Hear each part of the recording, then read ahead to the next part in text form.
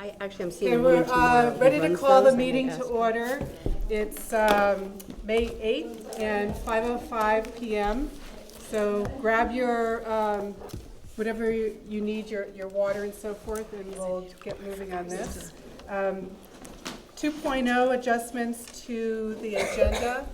Are there any adjustments that anyone knows of? Okay, I think we're all set with that. 3.0, audience and communications. And I don't believe we have any audience who wants to communicate. Okay. 4.0, reports to the board, and 4.1, the central office leadership team report. Elaine? Well, the first thing I want to do, let's see if he's in the room. Here's Christian in the room. There he is. So this is Christian's last evening with us. So I just want to recognize that he's been with us for 2 years. He has been ultimately competent, friendly, and Patient. and it's a joy to hear him. You know, if you get here early, you get him test the mics, and he's reading always this very interesting stuff.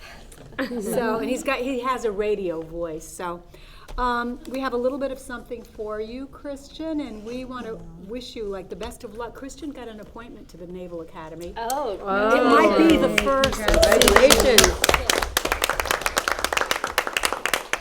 And I just learned he leaves June 29th. 27th. He could tell you how many weeks and days and hours. I know you will be incredibly successful. Wonderful.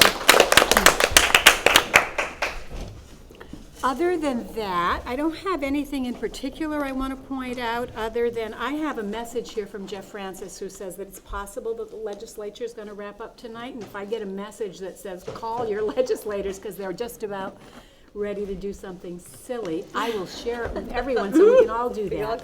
He's concerned. He's reminding all of us about a few years ago where at the last minute they did the 2-vote thing, you know, so I'll let you know. I don't have any other, is there anything in particular you're interested in terms of the report that you'd like to ask about?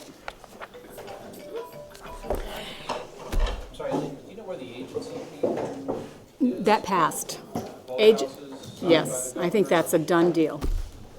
That's what I've heard. That's a done deal. Might I also point out that one of our board member colleagues received an award a couple Monday nights ago. Jean got the Aw Shucks Award. Good. Congratulations, Aw Shucks. Yeah. Anything else? Okay. Okay. Legislative breakfast debrief. Feels like it was a very long time ago, but I think it was about a week ago. I know, it's We amazing. met with legislators and discussed issues that were relevant to both the state and our local districts. Anyone who wasn't in attendance, do you want to comment on that? Well, I thought this year we had it kind of late in the season, rather than just right off the bat in January, have it late. And since it was the first year of the biennium, I thought that worked really well, because we had some things to talk about rather than things that were like pulling out of the sky. Right. But I assume we're going to have it earlier next year. Right, and a couple of the legislators who stayed around at the end suggested that, Yeah. you know, stay. I got some very nice notes from the legislators, a few of them, saying that they really enjoy coming to the CSSU breakfast, that they feel it's a really good conversation, and it's, Jim McCullough said, it's the one that I look forward to attending. So, passing that on to you guys. He says that to all of everybody. Yeah. So I was okay. kind of wondering, though, I was disappointed we only had one senator. And I And I was wondering if we wanted to consider having it at a different location, if this is just too far out of the way for some of them. I don't know if it's And we something could have it in Williston. There is a spot there that we could use that would work out. Well, as we get closer to September, perhaps we'll put a committee together and maybe Jean Get it want done to be and part of start that. getting, I can reserve the room in Williston. You know who to Yeah. call, huh? I know who to call. Anyone else have comments on the? I just have a Kelly? question. So are the purpose of these legislative roundtables for us to gain an understanding of what's happening or to drive the process?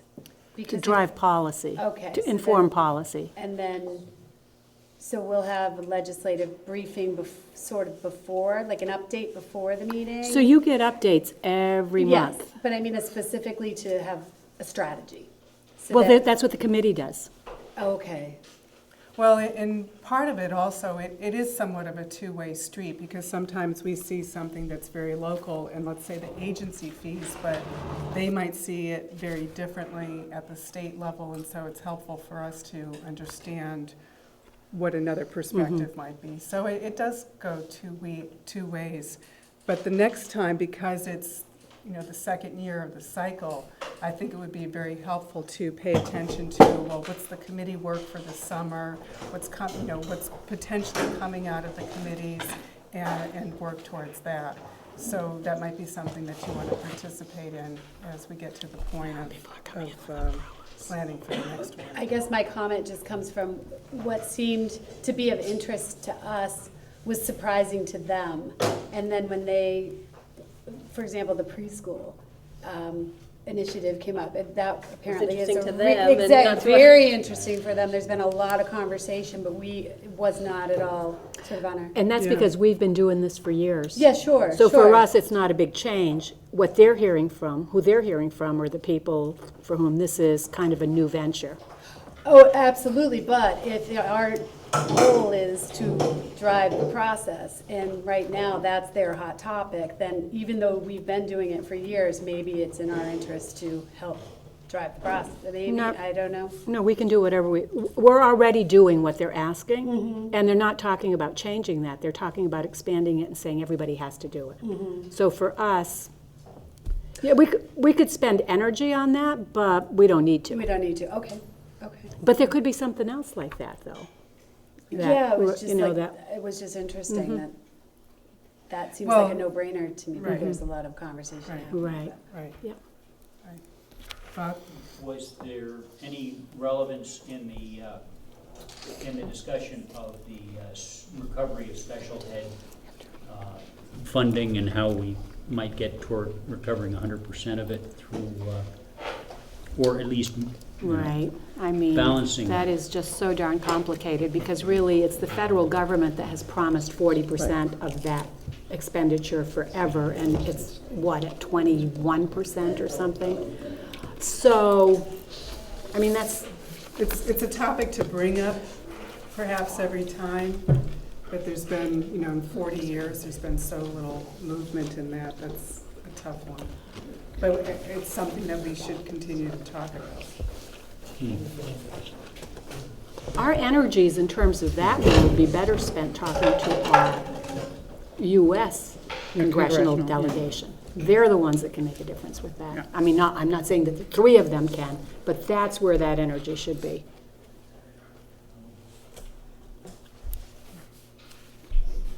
Other comments on this? But I do think that it's annually, we should bring it up Yeah. as a reminder, in case there's an opportunity for any of them to have some input someplace. Okay, 4.2, we have our third quarter financial management report. Bob? It's in your packet. I identified the things that I wanted to clearly bring to your attention, that being the challenge I first put on the table, with principals in the fall of last year and with boards in your second quarter report over CY continues to be our work. Megan and I meet with Christine tomorrow morning to get the latest on the picture she might have on closing the gap before year end. And if she's not successful in making further headway, we're in the neighborhood of a $35,000 to $40,000 shortfall. The second one I bring to your attention is transportation, fuel costs, and repair costs. This is the same story. You wrestled to the ground with me last year. We unfortunately budgeted this year seriously low in both categories and aren't able to completely close that gap by year end. There's a lot of fluidity in the transportation numbers, so we just as soon you not react to that until the end of the year.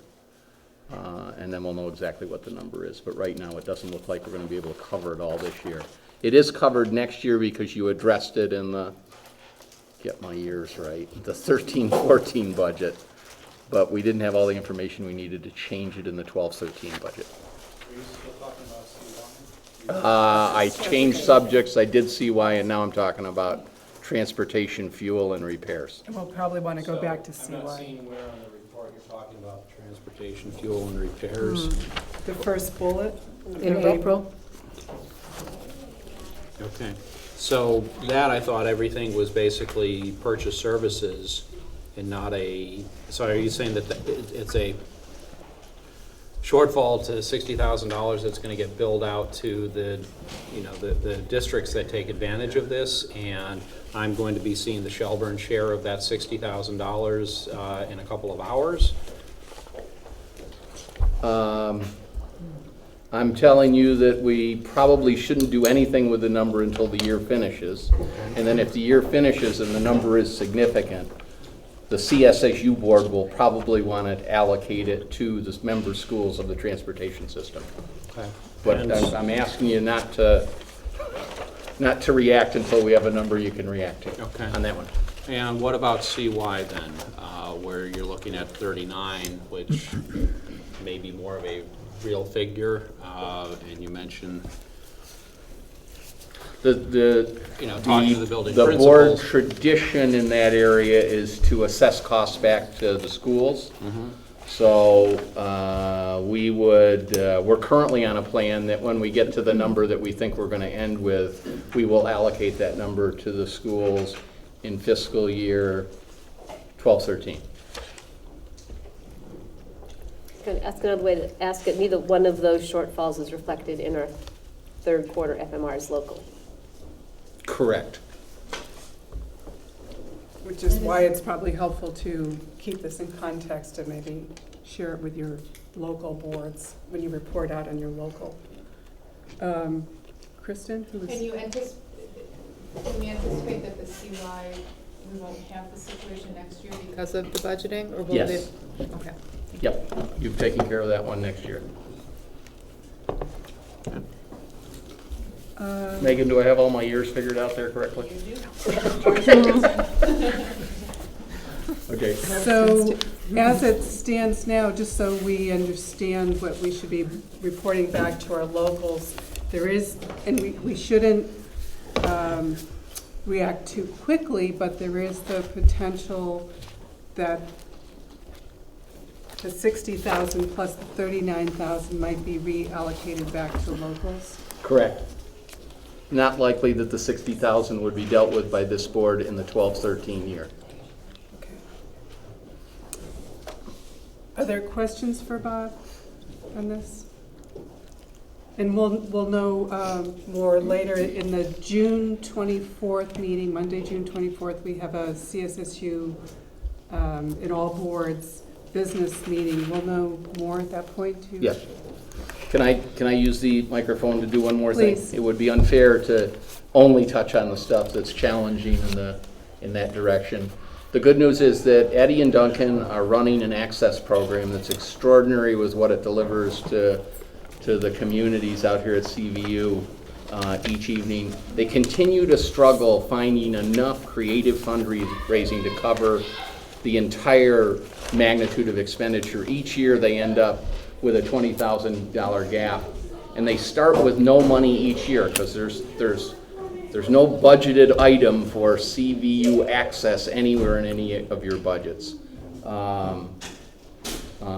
It's a good program. It's in need of somewhere in some budget having at least some amount that gets them started.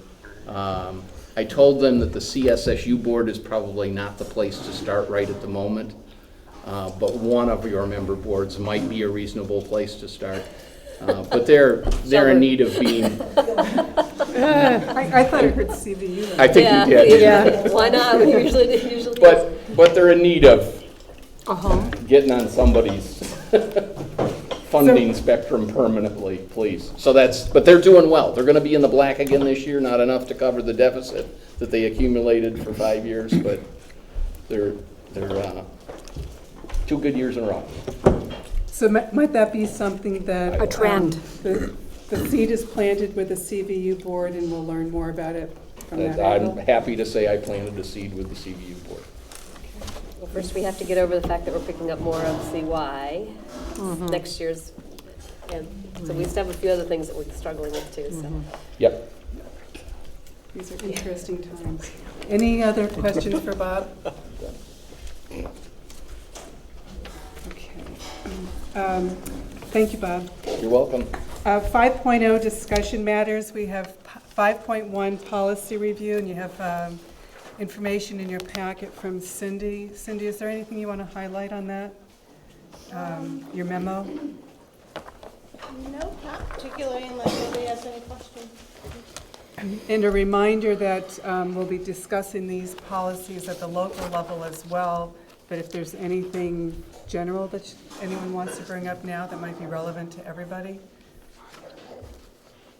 There were two policies labeled D12.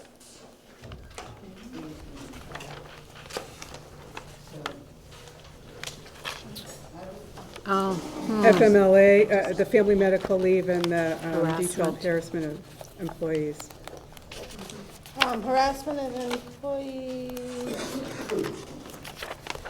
isn't in your packet, and it is a typo in the memo, because we weren't ready for discussion on that policy. okay. So that should come off each local, Okay. is that right?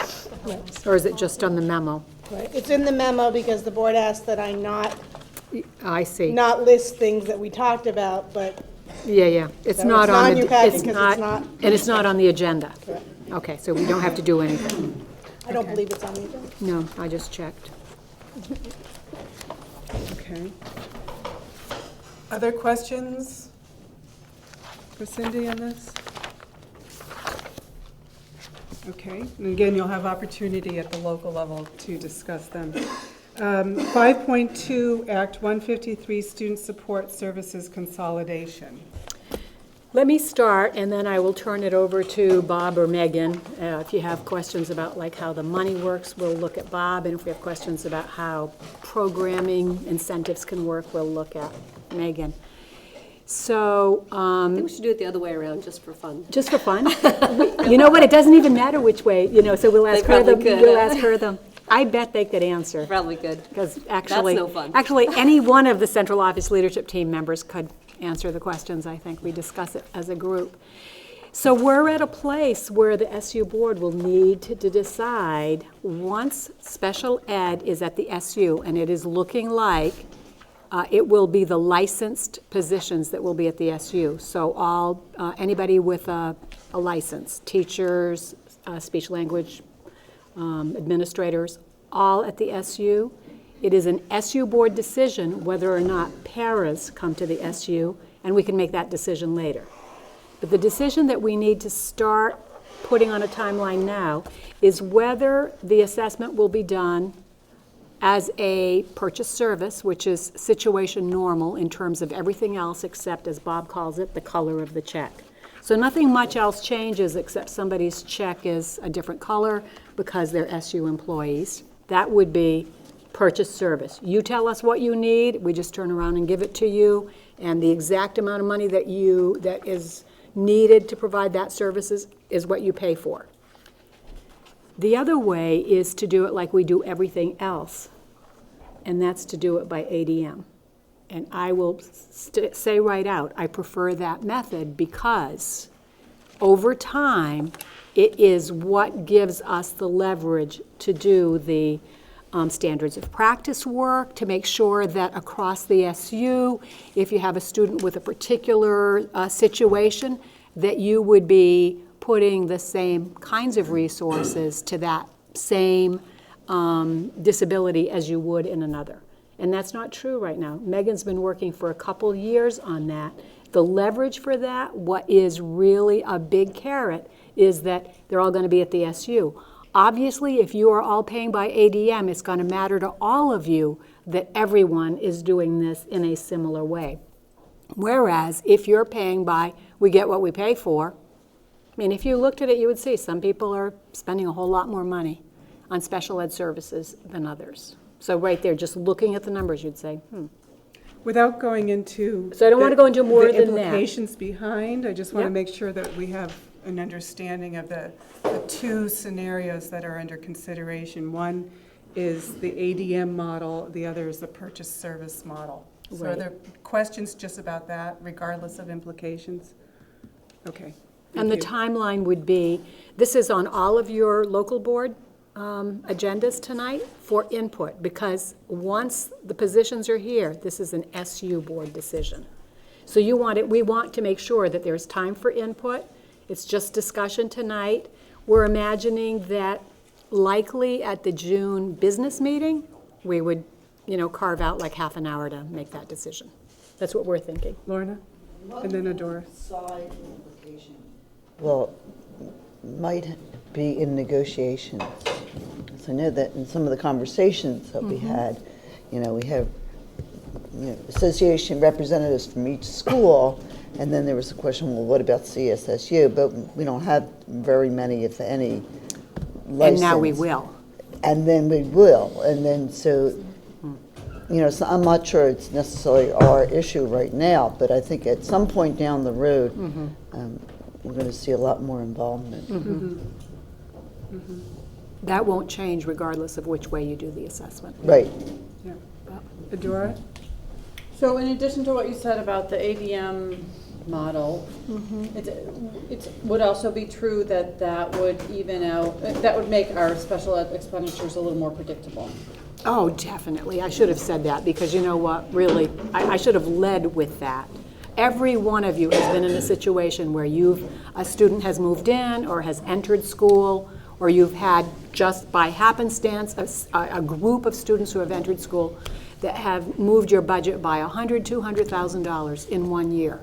In that year, really, before you even start, you've got a big budget increase, and you have really no control over it. And then when that student moves along, all of a sudden you have a windfall. And whereas there's some windfall there, it's hard to not take some of that money to do the things that you've been wanting to do for a long time. So I think that really does help to move that up to the SU, where it would be much more evened out. Okay. Thank you. Russ and then Bob. We're gonna go back and have a conversation about this at the local level, so let's, for argument's sake, say that Shelburne is 5-0 in favor of doing it as a purchase service, and it comes back to the SU board for a vote, and it's, 12-3, or, whatever the numbers are, to do it as, by ADM. Local boards then do not have the option of opting out of that, because Act 153 says this is a SU level deal. Right. So unlike some things where we could Right, opt out. like in purchase Yeah, services. this Right. is, That's what's different Yeah, about this. yeah. Right. Okay, I just want to make sure, You're right. that I get it. It's gonna so be that when- one way or the When we other. go back to when we have our board meeting in a couple of hours, Yeah. that we can. Yep. Which is a good argument for why we want to try to have a good understanding of implications for all of our boards, so that we're sensitive to the whole. Bob? Insofar as a certain amount of the purchase, or of the student services are recovered through Medicaid dollars, if we were to go to the purchased services model, would those dollars that are recovered from Medicaid be reimbursed to that particular school district as revenue? Under the purchase service model, it would stay as it is today. So revenue would be recognized in the school that generated it. So what if that school didn't recover, the customary 45% or something like that? What if the service You've switched gears. You're now talking federal IDEA special ed revenue, not Medicaid reimbursement. And if I remember, And- Medicaid is really a small number in comparison to the whole. Yeah, my Medicaid number would be a small number, far smaller than the 52% special ed revenue that we get from the federal government and the state. Okay, so do we always get 52% in that? Well, that's a good situation? question. Actually, you get some number between 50 and 55, and we know it in waves. We know roughly it in January, then a little less rough in April, and then finally in October of next year, we finally know the revenue number for this current year from the state. But it ends up, she tries, this is, brain crap. Margaret at the state tries to divvy up every dime she's got. So she needs everybody to put in results for the year, and then she spends a magic 2 weeks putting all those results into a spreadsheet to allocate down to the penny the final numbers. So when Megan finishes with Margaret, it's like 52.34% or something like that. So under the purchase service model, as it does today, we'll know on the check which school it goes to, and we'll give it to the school as revenue. And if it was centralized, it would be centralized. But when In- you get it back as ADM revenue? I'm not sure what you mean by ADM revenue. So if we're getting charged ADM, why wouldn't we get our share of the revenue also? He's talking about the purchase service model. Right, well, he that's it, wants to but compare the two. Say the same Okay, question under applies the purchase service model, think of the organization financial entity as not a school, it is CSSU. So all the revenue, regardless of the school, comes into Megan. All of the expenses, regardless of the school, are paid by Megan. The net of those two numbers is assessed out to schools based on ADM. That's how we'll build the budget. The budget will be built based on service plans. We'll put them all together in one monster spreadsheet. We'll calculate the delta to calculate an assessment based on budgeting, and that's what will show up in your special ed budget. And then in the operational year, those assessments will be divvied up based on actual costs and actual revenue. Okay? So it'd be a lot cleaner under ADM than under purchase. Oh, it's 7 times cleaner under ADM. 7 budgets different. It's, well, picture the work we do today is to keep you all separate, repeat the process 7 times with 7 teams, both when we build budgets, when we do financial performance, when we finish this convoluted process with Margaret. All of those change, it's one conversation. It's a big conversation, but it's one. So, go ahead, Adora. Yeah, I guess I would just say I'd be interested to hear from Megan, but the finances are 7 times easier with ADM. But the staffing and the conversations about what services we're providing for what disabilities, blah, blah, blah, that's complicated work. If there's real differentiation between the schools right now, right? I think that's true. It is complicated work, but it's also been sort of the focus of the work for the past number of years in terms of let's define what our standards of practice are, what our guiding principles are. Let's now analyze where are we against those guiding principles. Let's have that conversation at the building level, at the SU level, and the process of becoming in alignment with those guiding principles is ongoing. And that's the difficulty part that you're kind of identifying, that it's not like flip a switch and we're all doing the same thing. It's very slow and it's individualized.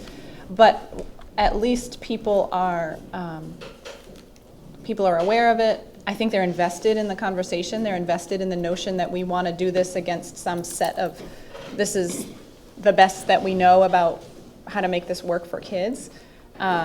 So it is complicated. It's not easy. But it's also the good work that we'd want to do anyway. And this sort of help, and like Elaine said, this really is the leverage to say, as much as people like to have that conversation when there's no leverage behind it, the kind of feet in the fire, now let's think about doing things differently, leverage behind that helps. Kevin? So, as much as I understand the efficiencies that can be gained by going through the ADM model, what I can't grasp, because I don't think we have the data yet, is what impact would it have on my school system if I looked at it, a purchase services versus an ADM? Yeah. And there will be differences for people. Sure. And, There has to be. and we ought to be asking some questions about that. Why are there such big differences? And that's kind of the leverage we're talking about. And without getting into that, because what the board chairs asked me to ask Bob was for 5 years of data. I said, please don't chop off my, please don't chop off my head, but you're right to ask that question. But I will say that the way we are now is probably where we'll be forevermore if we don't have a way to say, hey, guys, it doesn't matter what the excuse is, there is some reason why it is this much more expensive in school A and B than it is in schools C, D, and E. And right now, it can be like, oh, we're different, we do it differently, we like, whatever. Russ? So, it is we will need to share that. Yeah, I think as we get closer to a vote on this, the thing that we're going to want to understand a lot better, you said that, we're talking right now about the licensed staff and not the paras, and we talked at the board chair meeting on how in some schools, a para might be 0.2 for this and 0.6 for that and another 0.2 for something else, and so it is difficult to roll that up into this budget. But if you've got, some schools, if their model has been to be kind of heavier in paras versus heavier in licensed staff, that's going to, have some impact. And I think that we're really going to have a much better handle on that before people are going to be willing to take the leap of faith, which I think is what's going to be required to vote for ADM as opposed to purchase services. Yeah. Bob? Mr. Mason? Okay, so the analysis, if one had completed it with the time that was allowed, would reveal two things. One, where you're a small school like Charlotte or Heinsberg, they know the feeling of having a significant budget swing and how to artfully not say much to taxpayers who want to know the details, because it's a bear to deal with when it first surfaces, and it's a gift from heaven when it goes the other direction and you're building a budget starting with a $100,000 gain. Those, as Elaine's pointed out, those things will be level when you do ADM. But the second thing that happens, and more difficult to deal with, is the comparative chart that we've been sharing with you in special ed each year that says this is the number of paras, this is case management per school. Well, if you go back to that chart and there's differences in those columns, likely those differences are gonna show up in spades when you do the dollars. Because there are differences that we haven't yet come up with the single way to tell everybody to do it, and that's the other thing I'd emphasize. This is a journey you as a board, larger board, have been on for 10 years. It has been clear that you wanted to bring some degree of consistency in practice and efficiency to special ed, so our reviewing collectively all of the work you're doing in each school started many, many years ago. It then had to be separated out to send in the mail to the state, but this is just the finishing steps to that journey. It says we're going to allocate costs more in concert with doing it all together. Again, a perspective across the state. There are groups of Megan and I across the state who have been spending their last 3 years to do everything they can short of destroying this law, its intent, and its outcome. We're not necessarily there. We know what we're doing. We know where we want to go. And so to Elaine's point, this is right if you're still committed to that journey, that there's value in doing it collectively and pulling it together collectively. Well, that seems like a perfect transition to the next topic. Good. So bring that back to your locals, and I think, as Russ noted, for us to really have a good understanding of what the impact of our decisions might be, we just need to flesh out some of the details related to budget and data and personnel and so forth. If you and I sat on meetings with the board chair principal to say, here's what it looks like. Next. The process part, what I heard Elaine say earlier is she was hoping that we could get to a point that our June 24th business meetings, we might be able to make some kind of decision. And between then and now, Bob and I are just talking, we're thinking the two of us should meet with the board chair and principal to say, here's what it looks like for you. So that it's not at a meeting like this that we need to say, hey, you've been the high spender and you're gonna benefit from this. Or you've been the low spender and you're gonna get hit by this. Because that's how the numbers work out, right? You've been spending more, you're the one that benefits. There's something not right about that. Well, there's So- going to be an impact for each. There is going to be an impact for each. So we'll go and meet with, we'll set up the meetings with each of the board chairs and principals to say, here's what it looks like. Only if we're ready, because we have to have discussion and then a warrant item, so, I mean, I know that you need it for the next fiscal year perhaps, but. Part of the rationale for the timeline is that we start our service planning process in June, and it changes how we service. It doesn't change how the decisions that were made about what services are needed, but it changes the process of service planning, and because that starts in the summer. Right, and you need to submit that to the state in the fall. Correct. So we understand that for the next Correct. fiscal year. That's why I was just thinking we might want to put it on the retreat Yep. agenda, just so that we can make, Oh, having a I session was ready thinking for the June. Retreat Yeah. was Okay. after the business Yeah. meeting, it's before it, yeah, good idea. Okay, 6.0 action matters, 6.1 CSSU board composition. This was started in, discussion started in March at this board.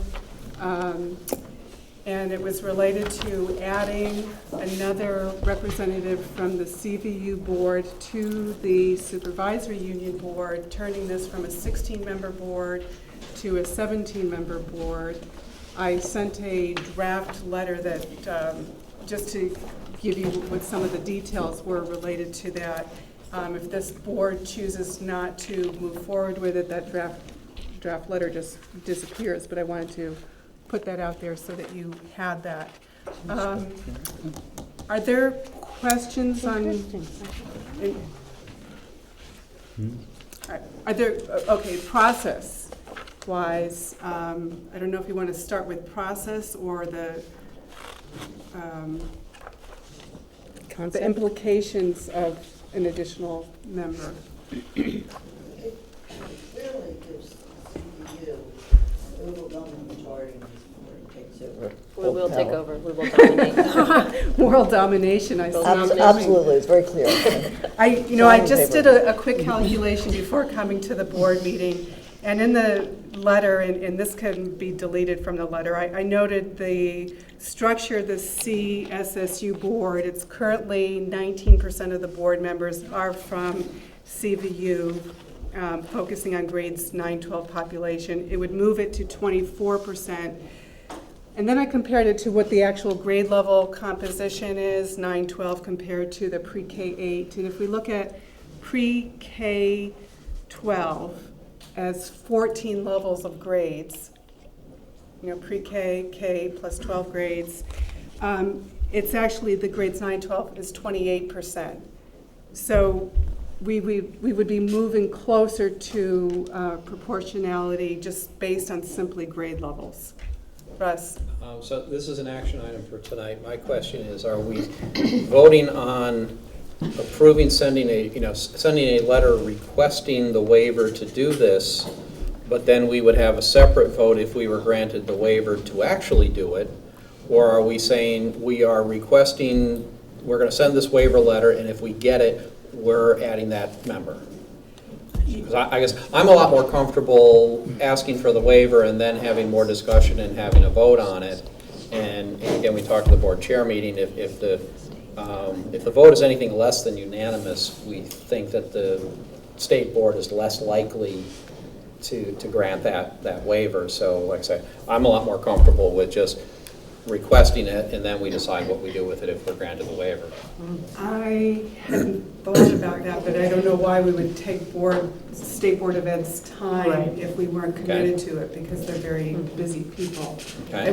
I don't know, that wouldn't feel comfortable to me to go before the board, present an argument, and then say, well, thanks, we might use it, we might not. But that's an interesting thought. But, you know, and I think that it kind of goes to how much time do we have to discuss this here tonight at Yeah. 5:45? I know, I've been watching the clock just kind of doing this. I've been watching you watch the clock. I know, it's moving very quickly. So here's the process. The State Board of Ed, they choose whether or not to put this on their agenda. If it's on the agenda, we have 5 minutes, they have a half-hour allocation to discuss it. Then we go away. The Secretary of Education might make a recommendation, yes, go forward with it, with a vote for the State Board of Ed. And then in June, let's say they had the discussion May, in June, there would be an up or down vote by the State Board of Ed. So it's not a slam dunk. It's a 2-step process. You know, some might say 3-step. Whether or not it's on the agenda, right? Whether or not it's on the agenda, discussion, and then a vote. And unbeknownst to me, when we first started this, I didn't realize how much this topic might be of interest at the state level for the State Board of Ed. Because quite often they get requests going in the other direction, actually, reducing. And they don't want to do that. But, you know, there's a discussion related to proportionality versus the way that we currently allocate members to SU boards. And our current system's been around for 40 years, so. Would you want to just do a straw vote so you'd have a sense of where everybody is? Because that might, Sure. because this was discussed at each of the board meetings last time. So I'm imagining that people are sitting around the table and have a pretty good sense about where, I mean, how they're going to there's no vote. reason we need to do anything tonight. We need to act on it tonight. If there's not a strong sense that we're ready for it, we wait, I think. So up or down, you know, thumbs up, thumbs down? Where is everybody? Just raise your hand if you think that it's a yes from your board. I didn't think it was going to expand over several months. I thought when it was initially discussed at the first meeting, it was sort of to think about it and then be revisited. I'm kind of surprised it's taken on a life of its own. In what sense? In the sense that just a lot of I mean, It feels even hurried to you? No, not. I mean, it feels like it's not. Like it's sort of becoming a bigger issue than I thought that Yeah. initially it was. So even the straw vote I thought is important because it's indicative that people feel that this is not to take a lot of time on it. Yeah, I thought that you laid it out really well in those are the 2 arguments. I'm not, if someone needs a lot more information, I'm kind of at a loss what to offer, so. Yeah. And it may be that people need more time. Are you ready for a vote? And if you say no, we just move on. I think yes. I would. Yeah, we'll see what happens. I would say yes. Do we have enough people representing the different schools? Is there a motion to request a waiver of the State Board of Education to allow for 1 additional board member from the Champlain Valley Union School District to the CSSU board? So moved. And a second? Second. Okay.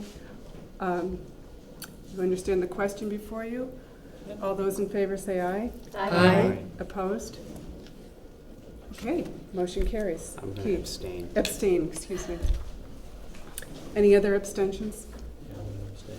2 abstentions. Okay, Thank you. thank you. Okay, 6.2,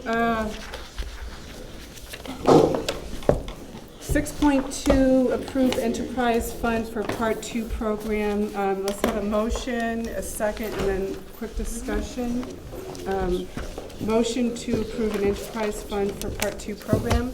So moved. And is there a second? Second? Okay, Bob, did you want to explain this to us? I have it in my notes, but the executive summary would say, you now are going to have 3 schools starting next year operating a Part 2 program collectively together.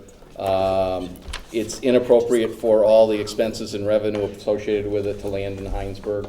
This one of these Part 2 is KU an after-school programs. program. It, in essence, takes the place in many schools of LiveWire.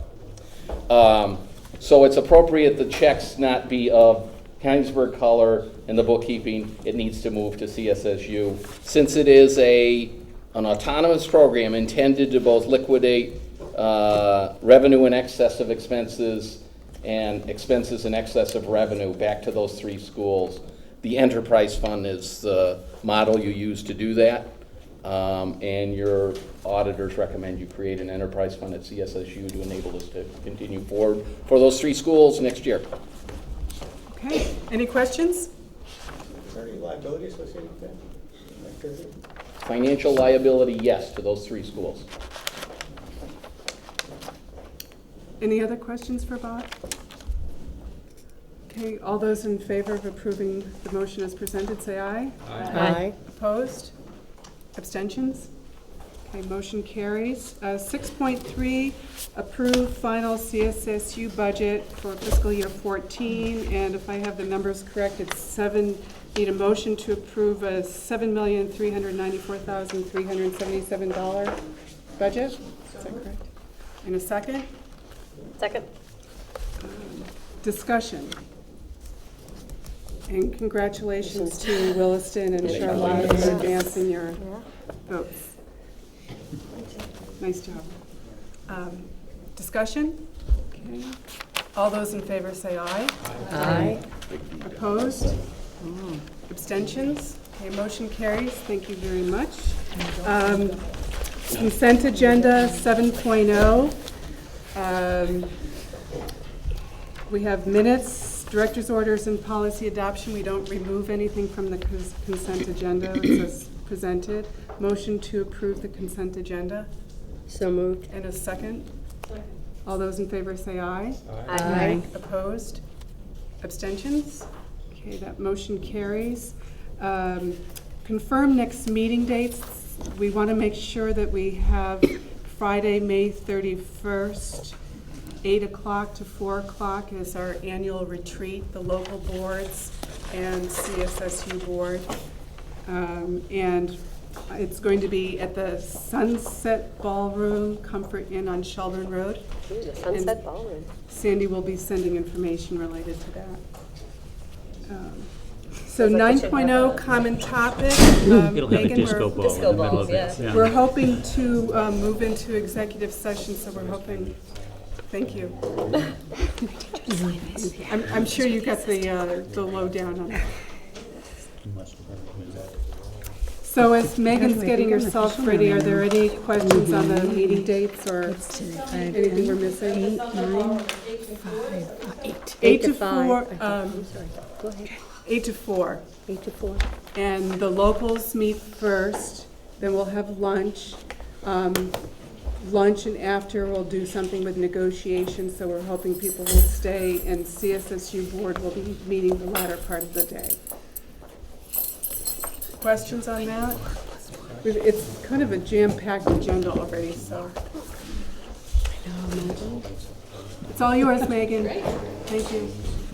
So, and I am going to try to talk for maybe 20, 25 minutes and then allow time for questions. So, and maybe faster than that, depending on how quickly I talk.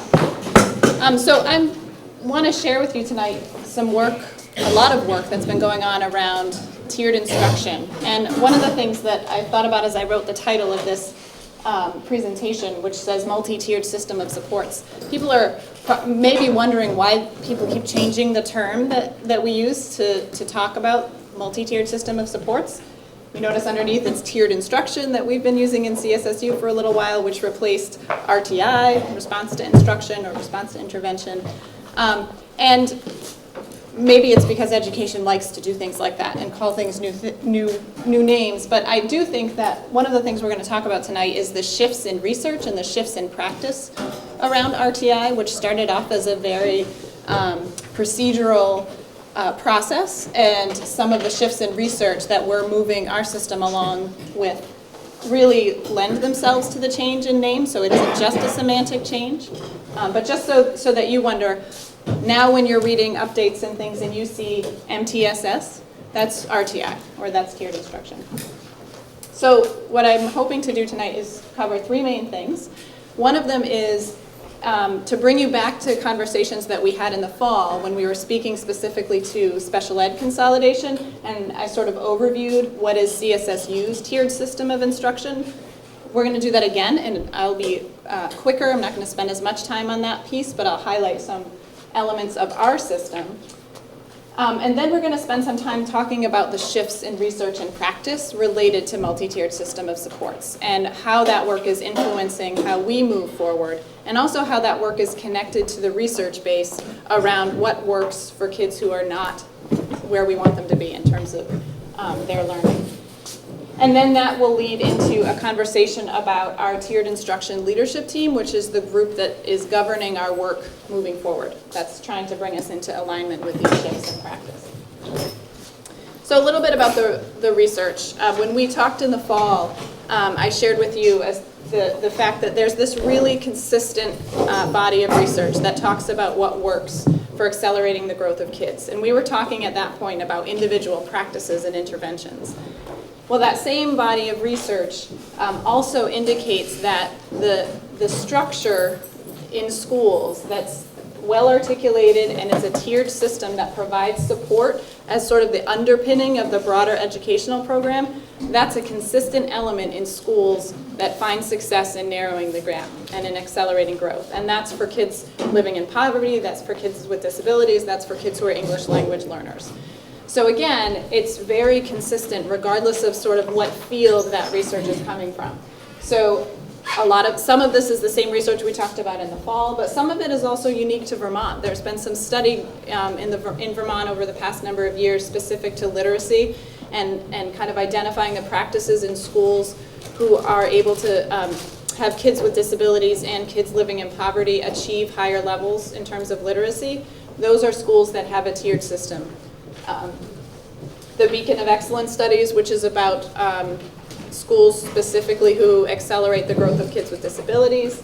This is a lot of the work that we've been doing, and I won't sort of read through this. You're familiar with this. It was in last year's presentation. But the point is, that's why we're talking about multi-tiered system of supports, is it's very consistent in the research that schools that move all students have a very solid foundation that identifies them early, provides them intervention, measures it, and continues to move them into their primary instruction. So again, going to go through our system of tiered system of instruction and intervention. So showed this graphic in the fall, which is kind of a rethink of the triangle graphic that people are used to looking at, and mostly this is to emphasize the problem-solving approach, the fact that it's recursive, and the fact that the goal is really about first instruction. And this is sort of overwhelming in the research, that our job when we talk about moving kids and accelerating growth is to give them the intervention that they need so that they can access their first instruction. We talk a lot about the word access, but more contemporary research is really telling us that this is beyond access. This is not just about getting kids in the classroom and seated in front of their teacher. This is about making sure that they learn and achieve their grade level content. And that's a pretty key shift. We talk a lot about access, but it's really beyond that. This is a quote from Marge Lipson's study, one of the Vermont studies, where it says, children, especially children in poverty who are at risk of school failure, need multiple years of effective instruction if they're to become highly skilled readers and writers. That's about first instruction, and that's about what's going on in the classroom. And those are just some of the broad initiatives within CSSU related to classroom instruction. So within that Tier 1, that's what we call classroom instruction, we really need to emphasize how do we identify kids who are struggling. And this is about having a comprehensive assessment system. I'm going to talk in later slides about sort of the critical components of a multi-tiered system of supports. This balanced assessment system is a really key component of it. And CSSU has a pretty strong assessment system, and it's also focused on some work about revising that assessment system to keep up with the research. We have a common assessment calendar. All of the schools are doing a lot of work moving forward with VCAT, which gives us access to previous year's data. Schools are using AimsWeb, which is another assessment tool. And we're also learning about how classroom-based assessment and data feeds into this comprehensive assessment system. But the key here is that we're trying to find the kids who are struggling as quickly as possible. When we find them, we need to provide them instructional adjustments in the classroom. This is about differentiated instruction. Again, we're still in tier 1 here. This sort of tier 2, the next step is if they're not making progress the way we'd like to see it in the classroom, even with those adjustments, then we access another level of support. Most schools access that through their EST process. Some schools call that Kid Talk. You do additional diagnostic assessment to really drill down and say what are the kids struggling with, and how do we adjust to that, how do we provide intervention, and you, again, progress monitor. So you ask yourself whether or not that intervention is working and whether or not it needs to be adjusted. Tier 3, which is the next level of targeted intensive intervention. Again, this is where special education lives, but it's the same process. There are regulations involved, there is a comprehensive evaluation process, but it's still additional diagnostic testing to really refine your intervention, increasingly intensive and individualized intervention that you can't access through the classroom and through tier 1. And you're still monitoring progress to make sure that it's working and it's sort of yielding what you want it to yield. And one of the things that's sort of important to highlight throughout this graphic is none of those areas, tier 1, 2, or 3, none of them is a place. They are just a set of services. So there's lots of different conversations about where do services happen and sort of that piece, but this is about a set of services. And where those services are located has a lot to do with your service delivery model. But again, the goal is access to high quality first instruction. So we bring it back to that. And I highlighted 2 principles here. This comes from the Vermont's field guide for MTSS, which I'm going to talk about in a second. But these are 2 guiding principles that are foundational for a multi-tiered system of supports. And the first one is success begins with committed educators who believe that all students learn and can achieve high standards as a result of effective teaching. And that's really about your belief system. That's really that understanding that all kids can achieve, not this most kids can achieve perception.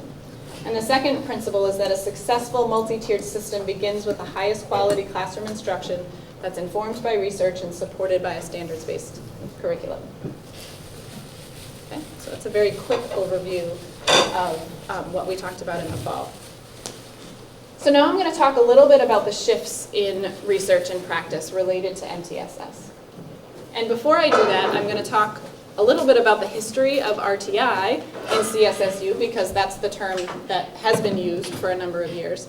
And I talk about this history for a couple of reasons. One is that we've been doing this for a long time. We've really been involved since the forefront of tiered instruction in Vermont. And that says a lot about our system. It also means that we're pretty well poised to take stock and kind of unpack this new research and continue to move our system forward.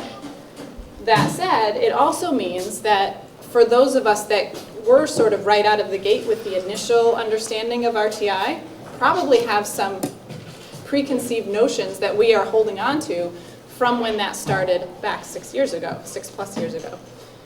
And that means that as we try to evolve our practice, that involves changing practices, changing beliefs, changing understandings, and that's hard work.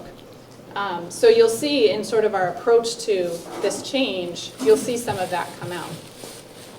But in terms of what we have done in CSSU, Williston in particular was one of the original pilot schools 6 years ago for RTI. They are continue to be the only school in the state who is approved to find students eligible for special education without using a discrepancy model, which, without getting into special ed, is a model that most research doesn't support the notion that disability is about the discrepancy between your cognitive ability and your performance. It's really about much more than that. So Williston does that special ed eligibility for both reading and math, and that's something to be proud of. across all of our schools, data teams, differentiated instruction. At some level, that's going on in all of your buildings. Some of you call it RTI, some of you come at it through the differentiated instruction lens, some of you have a data team initiative, but it's all in that same vein. It's all about what information do we know about kids and how do we use that to adjust instruction. We've always had since working on RTI, we've always had a structure in place at the SU level to support the work that's going on in the schools. And that has ranged from having RTI coaches in every building. For a while, we had an RTI coordinator position at the SU. And there's been a structure, sort of a leadership team with representatives from all of the schools that has functioned over the past number of years around, what can we do to keep this initiative forward. And in addition, all special educators across CSSU, I think 3 years ago now, were trained in how to do a evaluation in the way that Williston does, using core cognitive factors instead of a discrepancy model. I realize I'm using a lot of lingo here, but that is done to facilitate the eventual implementation of that kind of eligibility decision across the SU. And we're sort of in the middle of the process of trying to figure out when schools will be ready to do that. So we've done a lot on tiered instruction. To kind of highlight the shifts, one of the pieces of work that's been really seminal for us is the Vermont MTSS Field Guide. So the Agency of Education last year hired Marge Lipson and Pat Gallant from the Vermont Reeds Institute to facilitate a steering committee and kind of pick up the work of the original RTI work 6 years ago and unpack the research, unpack the shifts in practice, and create a document and accompanying resources that would help schools move forward their tiered instruction system. And both Molly and I sat on the steering committee last year and continue to be involved in subsequent work around developing those resource documents. In your packet, following the presentation slides, is a document that outlines the 10 guiding principles from that, which I think are just good for you to read. They're very big picture understandings of what's essential in a MTSS system. And I'm not going to go through these in detail because that's not really what this presentation is about.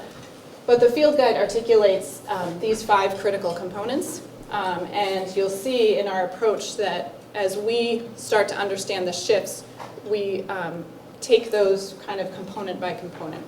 And I'll explain what that means. So the first area that we've spent a lot of time with, particularly this year, is the component of a balanced and comprehensive assessment system. And the 10,000-foot question related to this work is, what information do we need to know about students in order to develop, implement, and adjust instruction and intervention? The work of our tiered instruction leadership team has been focused on using the field guide and other research specifically related to assessment. Some of the things that we are learning are shifts in our previous understanding of what assessment is and how we use it. Is the information we're getting from the tests that we giving us what we need in order to make instructional decisions? So we have, historically we have this approach that sort of find the kids and serve them. Find them quickly, which is good, and provide an intervention.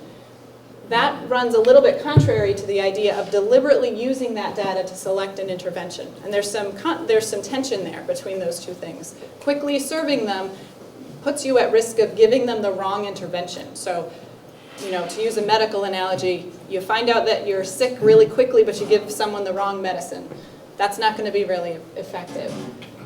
There's also some tension and shifts in the research around the idea of a universal screening, which is a tool that's given to flag students to identify them, versus an assessment system that identifies students at risk of struggling. 6 years ago, when we didn't have a balanced and comprehensive assessment system, we didn't have a method to find out who was struggling, and we really needed a separate tool to do that. We have a much more sophisticated assessment system now that may be already giving us that information in better ways, and we have to ask ourselves the question, are we duplicating efforts? Are we, in duplicating efforts, are we also getting information that's not quite accurate?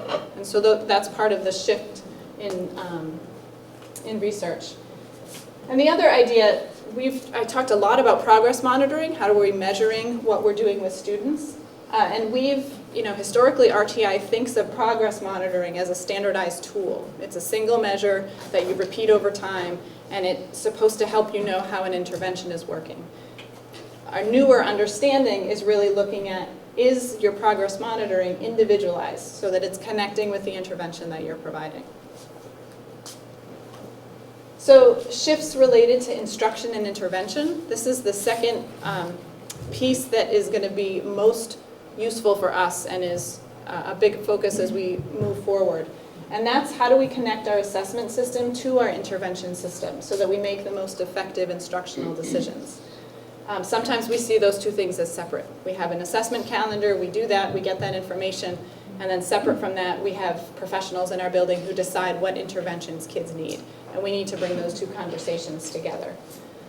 So again, same kind of question, what information do we need to be able to develop and refine our intervention system at the kid level, but also at the systems level? This is the same line from before, the idea of we want to serve kids quickly, but we want to serve them correctly.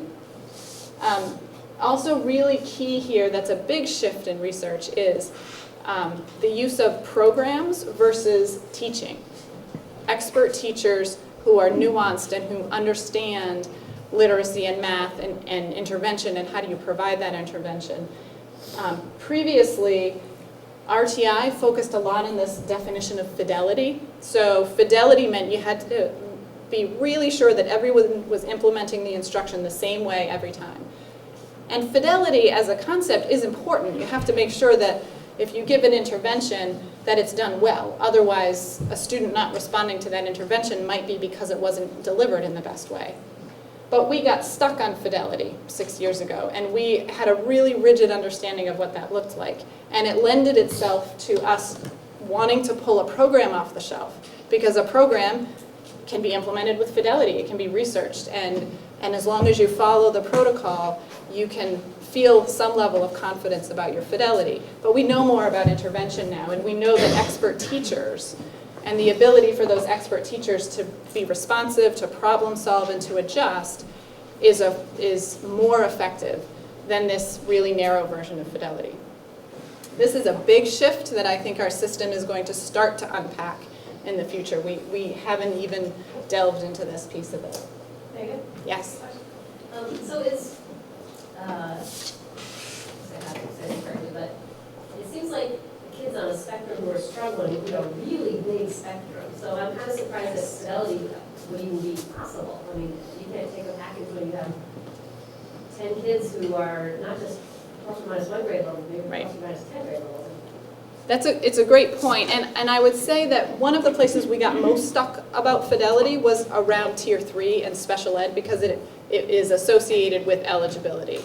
So that does narrow the spectrum a little bit, because not that we weren't concerned about good intervention and fidelity at Tier 2, but even the guidance that came out of the Department of Ed 6 years ago was very specific about what you needed to do to find a student eligible. But that's another reason why we're redefining our understanding of the word fidelity, because really it's about good instruction and expert teachers, and that's why expertise is one of those critical components in the, of an MTSS. So these next shifts, I'm just going to sort of talk to really quickly, because we haven't really jumped into them yet. But overall, so the other areas are expertise, that's the professional development piece, a systemic and comprehensive approach, that's sort of the, you can't do this in little pockets, you have to do this as a system, and then an entire critical component about collaboration and whether or not your system supports that. Those are more shifts that we're trying to unpack as a system. And really it's about what does our new understanding of instruction and intervention mean for our system of professional development, but also how do we maximize or create structures that foster the culture of collaboration that's essential for moving forward a multi-tiered system of supports. Collaboration sounds like something we do all the time, but this is really about having time in your day to do it, valuing the fact that it has to occur at all tiers. So there's a lot more to unpack in terms of practice in this area. So now I'm going to talk a little bit about the structure that we have in place that's working to unpack that. And then I'll stop talking and we can ask questions. So for the past, really for the past year for this group under its current name, we've convened a group called the Tiered Instruction Leadership Team. Call ourselves the TILT, because we like acronyms. The broad goal of this work, and we have been lucky enough to contract with Vermont Reads Institute. We have a literacy focus currently. The broad goal is that CSSU will have a balanced, comprehensive, and research-based intervention system that's aligned with instruction and assessment. That's a very ambitious goal, and it's not one that's going to be achieved in 1, 2, even 3 years. This is a multi-phase process.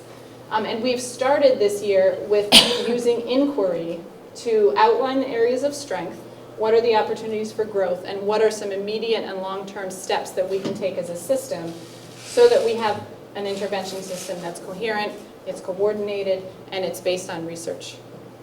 So big, big, broad goal for this work. And how we're doing that is we've convened a group, the TILT, and this is a multidisciplinary group. It has a focus on intervention, and that means that the group is made up of a special educator, a literacy coordinator, and a special education director from every school, as well as principal reps, math coordinators. We have a literacy focus, but so much of what we're talking about is applicable across content areas. And Molly and myself sit on this committee. And we have had many discussions about the fact that right now we don't have classroom teachers on this committee. And it is not to in any way make it appear that we don't value first instruction. I started off this presentation talking about how important first instruction is, but we also know that these are our experts in intervention, and we really have some work to do around this piece. And we are already at the end of this first year having conversations about how do we bring in the classroom teacher perspective. And the Tiered Instruction Leadership Team and our work with VRI is funded through the IDEA grant. They have a set aside of funds that we can set aside. They're called Coordinated Early Intervening Funds, and the whole purpose of that is to provide early intervention to prevent students from being eligible for special education. So this is grant-funded work that hopefully has a payoff of reducing our special ed eligibility. So this year's focus was really to convene that group, to establish that group as a professional learning community, and to begin the inquiry process to understand what we need to know about our students. And what's interesting is we started off with this goal of assessing our intervention system and really landed on spending this year on our assessment system. What's the information that we need to know about kids in order to adjust the intervention? So this group comes together once a month, and our outcomes, I kind of just talked about those.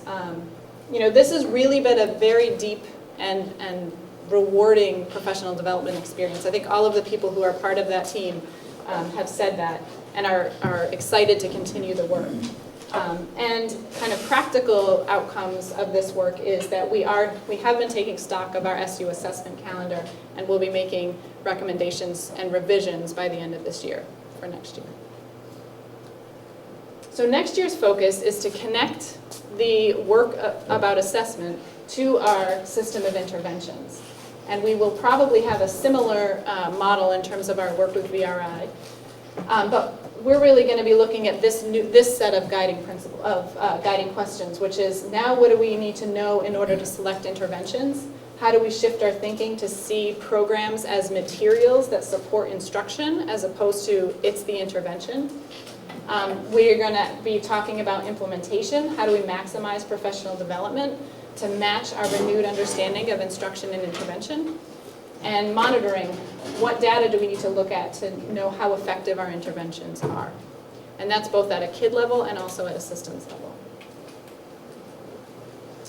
And in the future, because we know that this is going to be ongoing work, and obviously this is not fleshed out yet because this is a process that we learn as we go, but there is a deliberate desire to connect the work with broader Tier 1 work, and to continue to refine the structures that we have to keep moving forward our system of supports. And I also wanted to mention a couple of things. Associated with the field guide that was developed is a self-assessment tool that systems can use to understand where they are and make changes related to MTSS. And Williston was asked to pilot that self-assessment. So there's actually a group that'll be convening this week to simulate going through the self-assessment, and that information will go back to Marge Lipson and her core group to make refinements to the assessment. And this is really giving us an opportunity to inform the document, inform some work at the state, and also use the information from the self-assessment, which I think is going to be really beneficial for Williston. So, questions? Megan, Yeah. is this sort of like what they used to call leveling?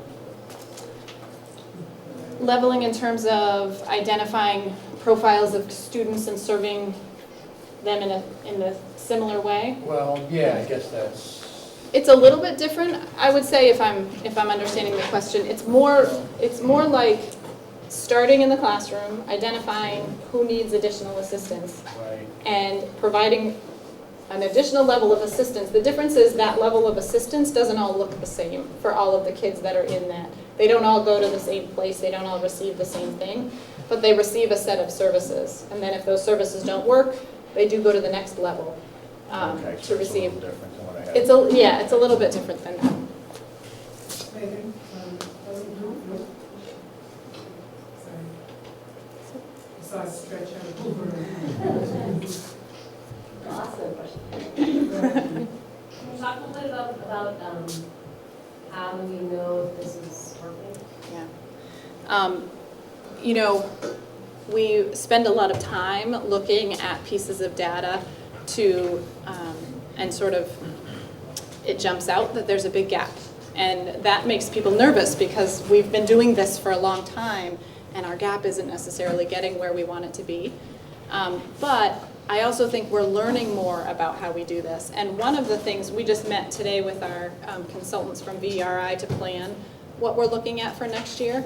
And one of the big outcomes of next year is to land on a process or a protocol that will allow us to assess our intervention system, and that means looking at student outcome data. So it's not just about assessing how we implement all these best practices, but our kids, are we making a difference for them? So that's becoming a concrete part of it, and I also think that we have systems now, like VCAT, that we haven't had, that haven't allowed us to drill down to the level of finding out, is this working for all of our kids? But it's absolutely on the forefront of our minds, and actually, in order for me to use that grant funding, I have to report back to the agency of ed on a couple of different measures, but some of them are related to, are we identifying fewer kids for special ed, and things like that. So it's definitely on our minds. I would say we don't have the data to put up in front of you now. We have lots of student data. We have lots of growth happening, but now it's really trying to bring that to a different level and saying, are we growing? Are we accelerating? So we're getting there. Colleen? Can you talk a little bit more about the field guide? Sure. Do you have I could talk for a long time about the field guide. So just kind of how it was developed, or? Sure. So the field guide, so this steering committee that came together included representatives from a number of different areas, from special education, from administration, from classroom teachers, curriculum coordinators, higher ed. And the group started by identifying what the critical components were, and then sort of, they looked at other states' models, they looked at the current research, and they developed a guidance document. And it's hard to sort of describe what, without kind of going into all of the critical components and talking about each one, which I'm happy to do, but I'm not sure is going to be useful. But that document talks about the history of RTI, it talks about each of those critical components, and then it provides additional resources specific to each of those components that are designed to help a school try to figure out where to start or where to continue. And that's available now? It is. Yes. And I'm happy to share, I mean, we can put the link out to the document itself. There have been, over the past couple of months, Marge and her colleagues have just started rolling it out. So there have been rollout sessions across the state where they come and present the field guide and things like that. I think the last one was on May 2nd. So it's starting to get a lot of buzz around the state, which is I think really important. The IDEA-B funding. Yep. Federal dollars? Yes. Allocated or administered by the state? Mm-hmm. What happens to the TILT professional development if the federal government, for whatever reason, decides to suspend the funding of the IDEA? Great question. Well, if they suspended funding, then we'd have a lot to talk about. What I can say is that in our planning around IDEA-B funds for the past couple of years, we've factored in a sequestration percentage that wasn't realized this year, which means I have some carryover next year that I wouldn't have normally had. We've been conservative. Our funds roll over if we don't use them, and we've been conservative over the past number of years so that we have a pretty healthy rollover amount that hopefully will sustain the work even with reductions. So the state lets you roll it over? I mean, they don't ask for it back even though they're No. doing it? Okay. Nope. They ask why you haven't spent it, but they... And you have to spend it within like 27 months or something? There is, yeah, but it's sort of like you spend the previous year's rollover and then you have, so, yeah. But yes, you do eventually have to spend it. Along those same lines as funding, you mentioned something about identifying kids, the categorical funding, we have to label kids, but part of this goal is to look at kids more as a whole kid who just has unique needs and so forth. So can you talk about, it seems like it's a bit of a quandary. Yes. You don't want to categorize kids, but at the same time you want the dollars that go along with the categorization. Really, what the quandary is that our funding system hasn't caught up with our evolution in how we think about intervention. So the only revenue source comes through special ed. There's no revenue associated with those tier 2 and tier 1 interventions. So our systems have had to try to figure out how to adjust to that reality. And some of it is very hard and fast. And although Vermont Council of Special Ed Administrators has lobbied is the wrong word, but has sort of lobbied to say we need to rethink how we do our funding. I think that is we're probably pretty far from that. But what has been happening is a lot of discussions about being creative with our current restrictions. And a very important way that we can be creative is through co-teaching, because co-teaching is an allowable special education expense, which means if you have a student who is receiving co-teaching as their service, that justifies reimbursement for that special educator to work with any student in that classroom. So that opens doors for that classroom teacher being able to provide tier 2, that classroom teacher to be able to work with the gifted students in the classroom while the classroom teacher works with the kids in need of intervention if the classroom teacher has more expertise. So I think that's the path that we have to start thinking about to know how do we use our pool of resources most effectively.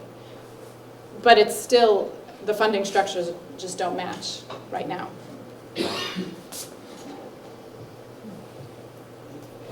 Are we recovering 100% of our expenditures from the state? Or is it a cents on the dollar? 100% of, ask that question in a different way. Say the professional development, we spend X amount, do we receive X amount back from the state? In terms of this work, it's a grant allocation amount. So I spend what's allocated to me, and it's neutral to our CSSU budget. Good. Yes. Thank you.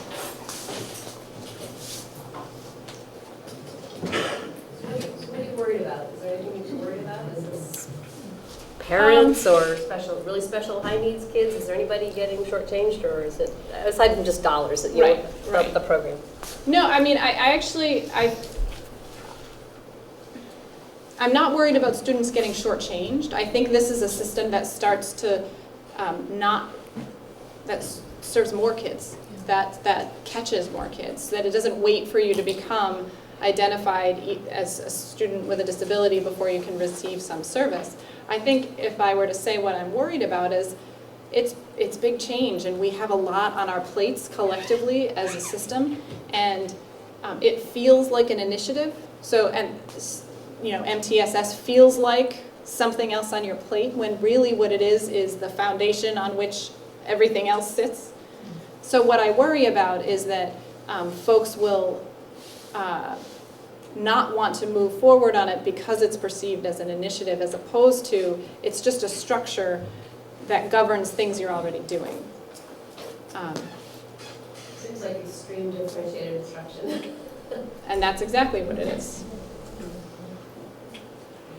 So can you maybe back up for us and just describe the difference between a discrepancy model and the core cognitive functions?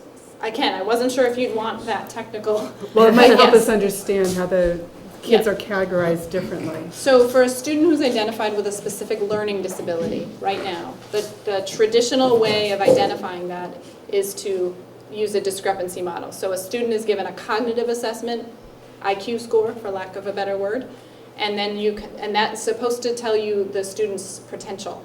So if the student has an average cognitive score and their performance is unexpectedly low, the discrepancy model looks at the gap between their expected performance and their current performance.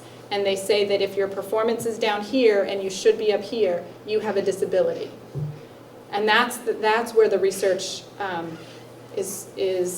doesn't necessarily support that model. Because what the research is saying is students performing down here might not have any kind of disability, might not have anything going on, but they may live in poverty and not have had access to early literacy. They may not have had access to good, high-quality instruction, and so it's an instructional deficit, not an innate disability. And it pushes on people's definition of disability, because some people still believe that disability implies that you will always have that disability. You'll never be able to reach your potential, for lack of a better word. So it's really not the direction we want to go in. And in 2004, the federal special ed law passed. That's when RTI really started, because they said you are not required to use a discrepancy model to identify students. You can use a response to instruction model, which looks at what has that student who's performing unexpectedly low, what has he been getting, he or she? And is that what makes them eligible for special education? So I don't know if that summarizes that well And I enough. was just going to say that sometimes people characterize the discrepancy model as the rate to fail model. Yes, But the other exactly. thing that plays into that is it's easier to show a discrepancy by the time, let's say, you get to third and fourth grade. And very difficult to show the discrepancy when you're in kindergarten, first grade, even though everybody looking at it can say there will be a discrepancy there. So the multi-tiered system support model really allows for, no, he's not making the gains we expect him to make. Right away, we start with intervention, Yep. as opposed to waiting until we can document that discrepancy. Right. I think that's a key part. To me, that's the compelling Correct. part. Correct. Or a compelling part. Yep. Maybe this might be a little too specific, but in this new model, will that also include students? Like, what if there's a student, so it's a two-part question. One, when a student is performing low, I imagine it's to the average of something that you've already set, not to their individual ability. Right. So if a student is performing low to their individual ability, but it meets average, but they're still performing low, what do you do with that group of people? Well, I think that goes, special ed law has a certain answer to that question. Special ed law is only concerned, and this is just being frank, it's only concerned with allowing kids access to grade level content. So if whatever's going on with you as a learner is not so significant that it's preventing you from accessing your grade level content, meaning you're performing, special ed law will tell you you're okay. So even though you have the potential to do more, from a special ed perspective, that doesn't fall into that system. I would say that a multi-tiered system of supports, while it's focused on bringing up the kids that are not performing, it's also focused on good first instruction. That's for all kids. And that really would be saying, how do we make sure that kids are being challenged, that they are maximizing their potential? And although that doesn't necessarily mean they sit with a reading interventionist to maximize that potential, it does say, how do we use that tier 1 instruction? How do we differentiate up as much as we would differentiate to a lower level? So I think it does support those students. And prior to this kind of model, when your only method of getting support was through special education, the answer to that question would be almost universally no, unless it was preventing access to your performance.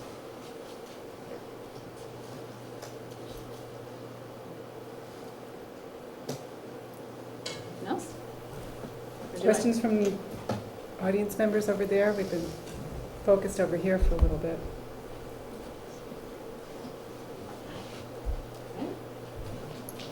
See, Colleen, I'm on time. Thank you. Thank you.